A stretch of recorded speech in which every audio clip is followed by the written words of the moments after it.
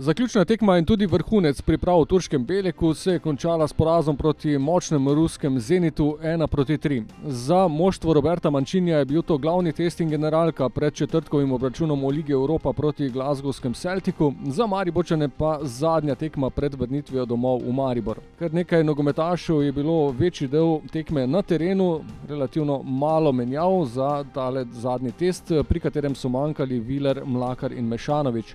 Prvi polčas je minil v boljšem obdobju za Ruse, ki so povedli v 14. minuti po globinski podaji Rigoni sam pred Handanovićem in zanesljiv zaključek v 14. minuti. 10 minut kasneje ponovno do priložnosti Zenit, tokrat je z akrobatsko potezo s škarjicami poizkusil Kokorin.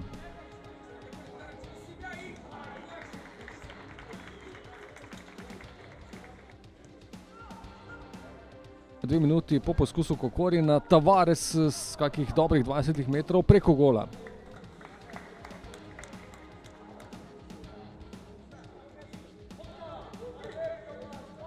Naslednji strel v okvir gola 5 minut kasneje, ko je z razdalje poizkusil Dino Hotić. Namesto izenačenja pa povišanje vodstva, znova nevaren protinapad podaja pred gol, ki so jo Mariborčani odbili, toda iz ozadja pritekel Kokorin in zanesljivo zabil.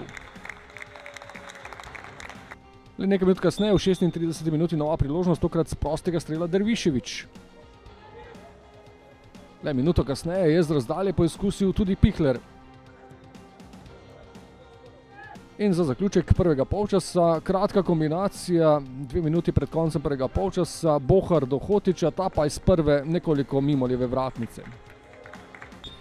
Začetek drugega polčasa, namesto Ivkovića je vstopil Rajčević, namesto Kolmanića pa Hodžić in zelo dobro obdobje Maribora je prineslo znižanje rezultatov. V 49 minuti dober pritisk na polovici Rusov, potem pa Hotić in Dervišević, ki sta uspela pripraviti priložnost za Pihlerja in Tavaresa, ki je na koncu zanesljivo zaključil za 1:2.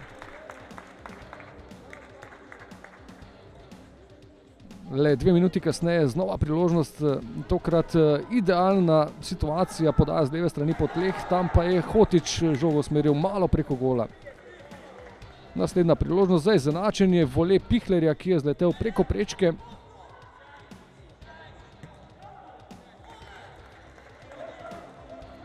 Potem pa namesto izenačenje, povišanje vodstva ob nedoslednosti mariborske obrambe je Pletnev izkoristil akcijo Derviševića, preigral in potem zaključil za 3:1.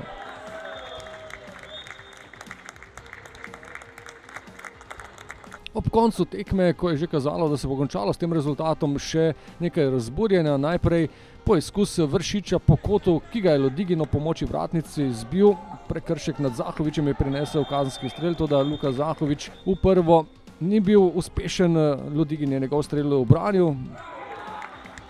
V nadaljevanju akcije še ena 11-metrovka po prekršku nad Džugeljem, toda tudi v drugo je Lodigin, rezervni ruski vratar, ubranil strel Luke Zahovića in tako se je končalo z 1:3. Rezultat ne pokaže realnost, ampak mislim, da smo delali vse od sebe, dobro smo trenirali, dobro smo igrali in zdaj čakamo naše prvenstvo in mislim, da smo na pravi poti in želimo zmagati. Moštvo se je po odigranem zadnjem testu vrnilo nazaj v hotel na kosilo, potem pa nemudoma domov v Maribor, sledita 2 dneva premora, potem pa se priprave na spomladanski del sezone nadaljujejo v torek.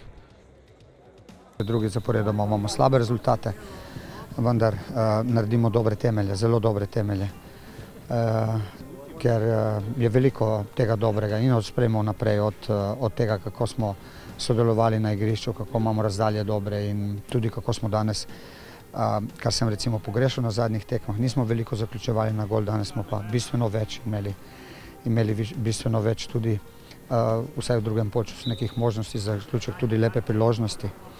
In tako da pozitivna ocena je pa sigurno se potrebno zdaj odpočiti in potem biti v fazi branjenja oziroma v teh ključnih momentih bolj zbran in boljši.